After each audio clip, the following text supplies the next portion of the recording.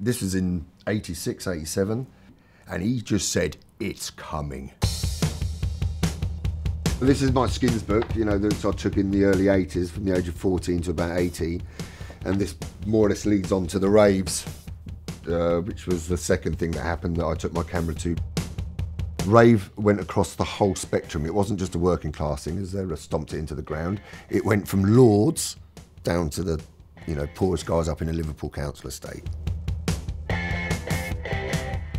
I wasn't prepared to grow up just yet. The skinheads were coming to an end. You could feel it in your bones. Things were changing, and I felt very strongly that I wanted to find something else. And the raving seemed to have come on as if the Olympians said, "All right, you can have this then, mate," and just boom.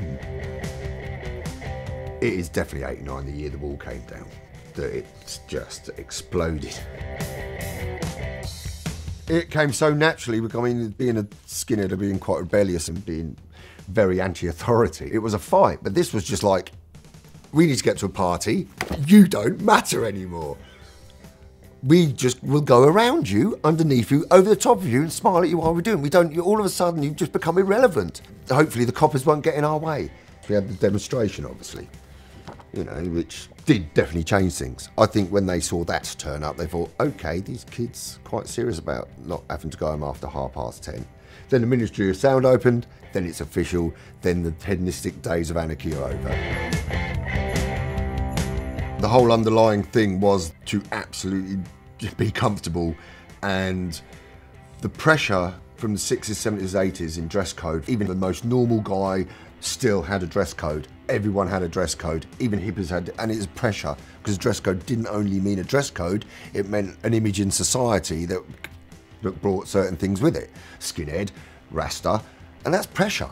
I mean, you might not realise it's pressure until it's gone, until you don't have to worry about doing laces up, polishing shoes. And people don't realise that there was a time when you could wear what you chilled out with on Saturday out at night time and not be judged.